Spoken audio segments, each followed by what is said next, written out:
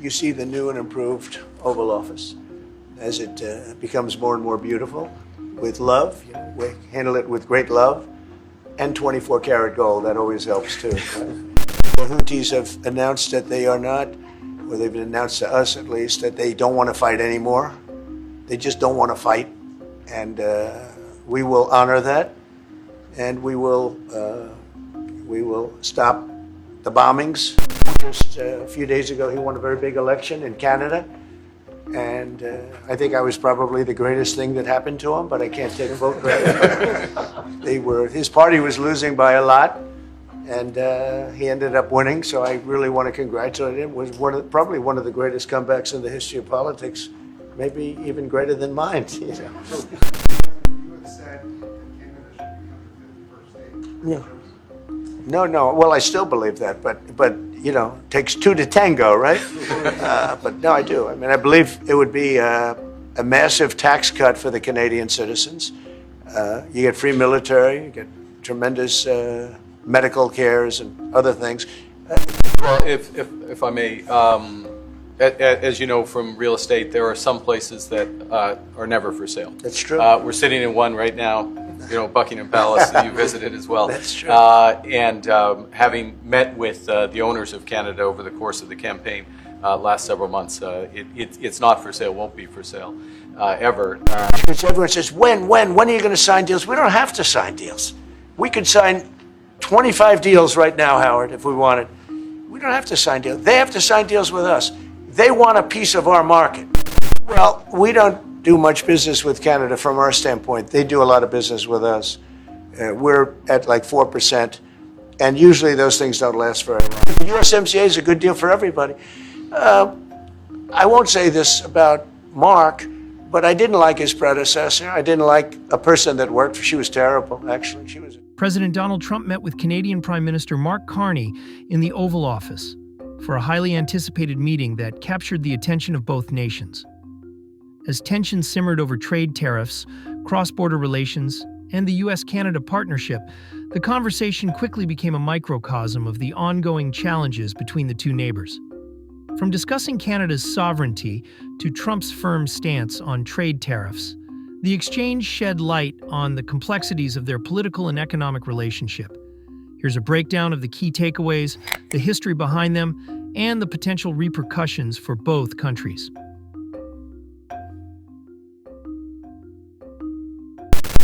Thank you very much, everybody. It's a great honor to have Prime Minister Mark Carney with us. As you know, just a few days ago, he won a very big election in Canada. Without further ado, it's my great pleasure to introduce my husband, the Prime Minister who will make Canada strong and Canada full. Carney's visit comes shortly after Canada's April 28th federal elections, where his Liberal Party defied the odds and won a minority government. But Trump's comments here are more than just political banter. They reflect how his second term continues to impact Canadian politics, often in ways he probably didn't expect. Just a few days ago, he won a very big election in Canada. And I think I was probably the greatest thing that happened to him, but I can't take vote credit. His party was losing by a lot, and he ended up winning. So I really want to congratulate him. It was probably one of the greatest comebacks in the history of politics. Maybe even greater than mine. You know? The April 28th election saw the center-left Liberal Party, led by Carney, defy expectations, winning 169 out of 343 seats to form a minority government. This victory was particularly significant given that, at the start of the year, the Liberals' poll numbers were in decline. Research by Ipsos found that while affordability and the cost of living were top voter concerns, 24% of Canadians identified the increasingly fraught relationship with the U.S. as another major issue. Trump's second term, which began on January 20th this year, is widely believed to have been a driving factor behind the Liberals' unexpected resurgence. Trump's rhetoric, including his repeated suggestions that Canada should become part of the U.S., and his aggressive tariff policies, alienated many Canadians. Voters felt that their country's historically close relationship with the U.S. had soured, and some feared that Canada's Conservative Party, once the election frontrunner, might capitulate to Trump's demands. Trump, however, dismissed any notion of a negative influence. cheekily claiming that his involvement had been crucial to Carney's victory. While he added that he couldn't take full credit, he congratulated Carney on what he called probably one of the greatest comebacks in the history of politics, even suggesting that Carney's win was possibly greater than his own 2016 presidential victory. But I want to just congratulate you. That was a great election, actually. We were watching it with interest, and I think Canada chose a very talented person, a very good person, because we spoke before the election quite a few times. And it's an honor to have you at the White House and the Oval Office. You see the new and improved Oval Office as it becomes more and more beautiful with love. You know, we handle it with great love and 24-karat gold. That always helps too. Right? I assume they can. I will tell you that Trudeau, when I spoke to him, I used to call him Governor Trudeau. I think that probably didn't help his election. But Trump and Carney's relationship is one of contrasts. Trump's brash, unpredictable style versus Carney's more diplomatic approach. However, this meeting showed an odd mix of admiration and thinly veiled criticism. I won't say this about Mark, but I didn't like his predecessor. I didn't like a person that worked for. She was terrible, actually. Trump isn't shy about slamming leaders who don't align with him. The jab at Justin Trudeau here signals a deeper rift, one that's rooted in their very different political philosophies. But surprisingly, this meeting remains cordial. This indicates that while Trump thrives on confrontations, he's more willing to play nice when it benefits him politically, or when he's in the company of someone who knows how to handle him, like Carney. See, the conflict is, and this is very friendly. We're not. This is not going to be like we had another little blow up with somebody else. That was a much different. This is a very friendly conversation, but we want to make our own cars. We don't really want cars from Canada. In a surprising moment of rhetorical harmony, Carney offered generous words of his own. Mark, would you like to say a few words? Well, thank you, Mr. President. I'm on the edge of my seat, actually, I for the know. big announcement. But thank you for your hospitality and above all for your leadership. You're a transformational president, focus on the economy with a relentless focus on the American worker. Carney told Trump, commending his relentless focus on the American worker. He also suggested that their leadership shared common ground, stating that he too had been elected to transform Canada, with a similar focus on the economy and on securing our borders. Carney emphasized the historical strength of U.S.-Canada relations, noting, And the history of Canada and the U.S. is we're stronger when we work together, and there's many opportunities to work together. And I look forward to, addressing some of those issues that we have, but also finding those areas of mutual cooperation so we can go forward.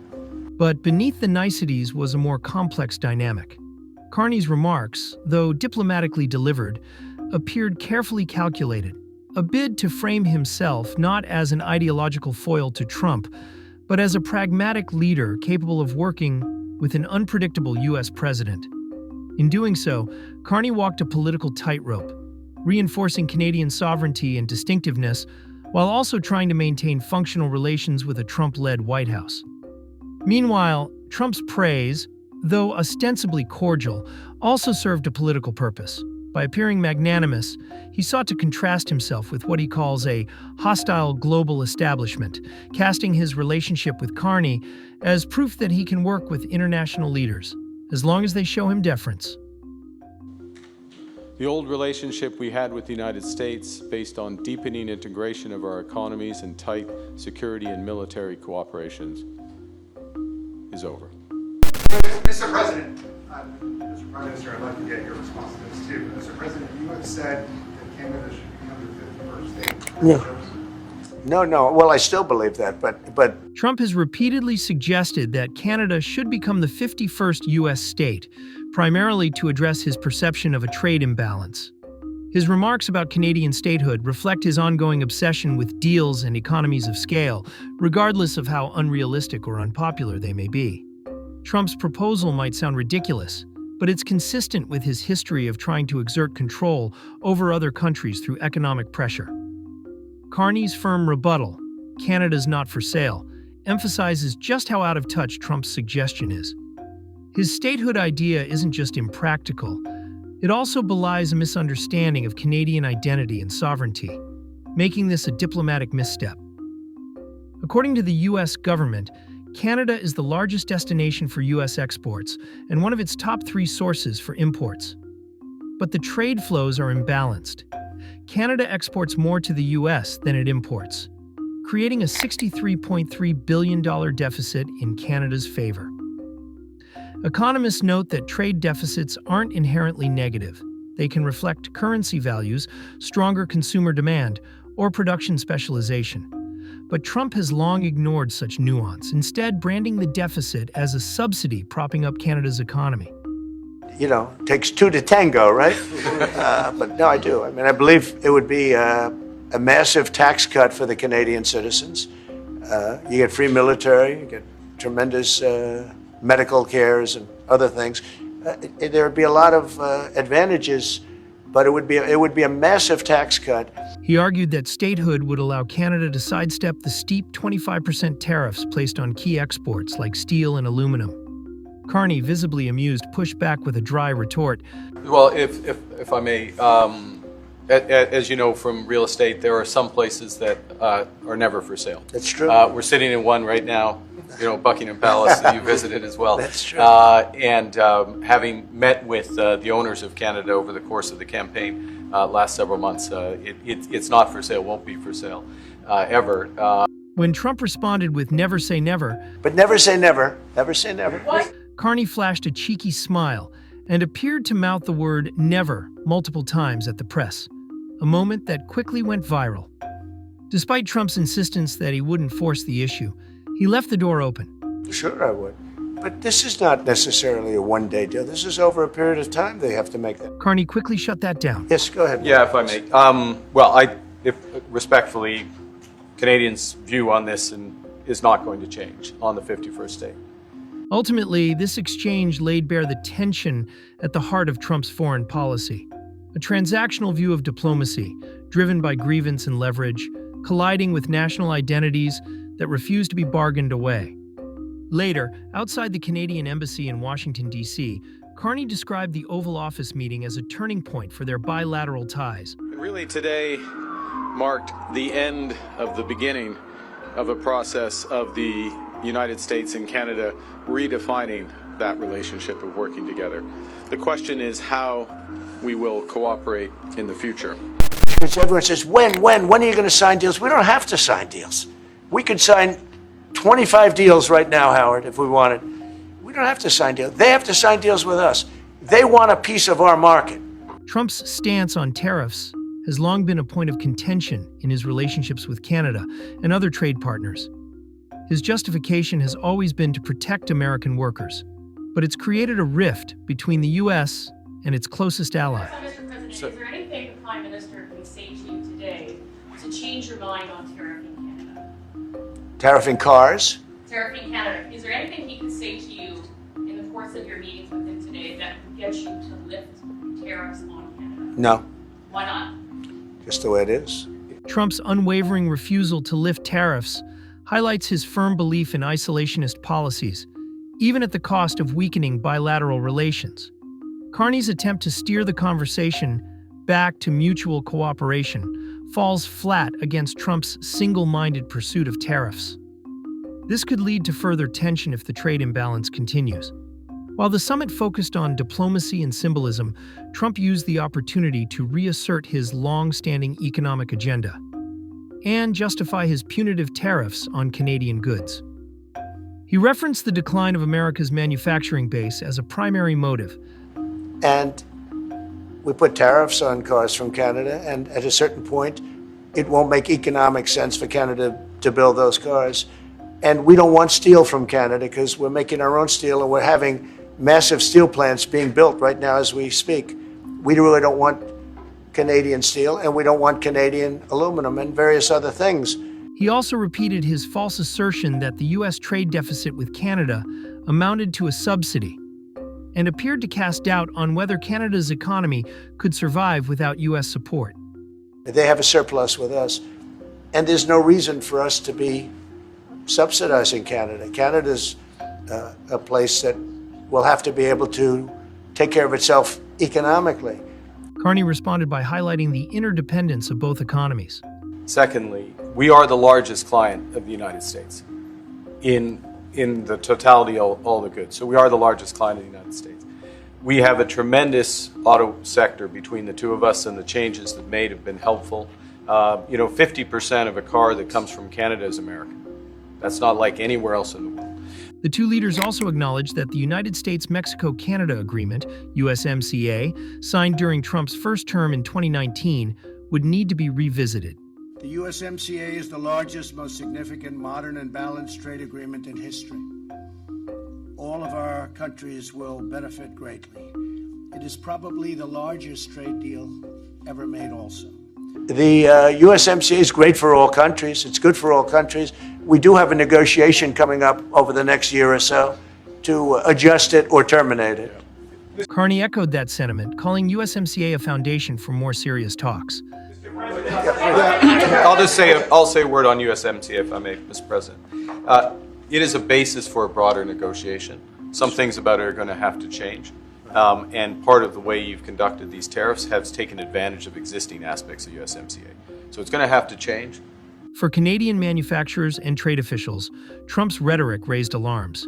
Canada's economy is deeply tied to U.S. supply chains, especially in the auto and steel sectors. Disruptions from tariffs don't just hurt Canadian exporters. They also reverberate across U.S. factories, raising costs for American companies and consumers. Trump's message, however, was consistent with his broader nationalist agenda, portraying cross-border trade as a zero-sum game and economic independence as a patriotic duty. Whether those policies strengthen American industry or strain relationships with key allies remains to be seen. That's rapidly turning around. We looked at numbers this morning. So we were losing, the United States during Biden was losing more than, I won't even give you numbers because they're so embarrassing, but billions of dollars a day on trade.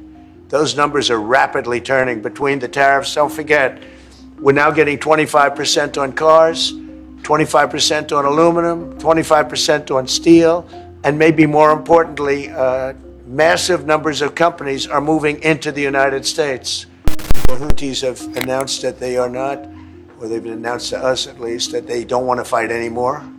They just don't want to fight.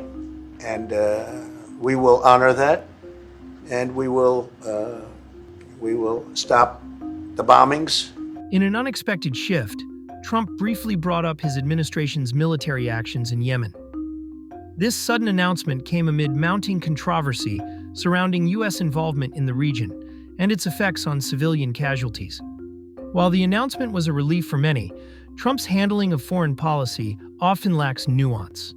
His framing of the ceasefire as a victory doesn't account for the complex realities on the ground in Yemen. This may backfire as the world waits for concrete action on the alleged ceasefire.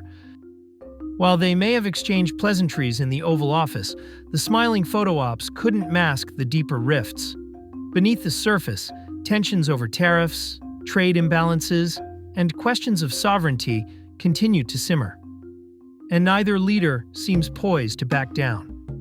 As Trump doubles down on his America First agenda and Carney asserts Canada's independence, this meeting may have marked the start of a new, more complicated chapter in U.S.-Canada relations. I assume they can. I will tell you that Trudeau, when I spoke to him, I used to call him Governor Trudeau. I think that probably didn't help his election. But when I spoke to him, I said, so why are we taking your cars? Why are we taking we want to make them ourselves. I said, and if the price of your cars went up, or if we put a tariff on your cars of 25%, what would that mean to you? He said, that would mean the end of Canada. He actually said that to me. And I said, that's a strange answer, but I understand his answer. But no, I mean, it's hard. I had the pleasure of getting to be at the meeting today between the President of the United States and the Prime Minister of Canada. What I witnessed was like watching a grandmaster in chess perform. President Trump has opened up a completely new relationship with Canada because of his strength and because of his diplomacy. The Prime Minister of Canada talked about finally contributing their fair share to our nation's defense, or to NATO's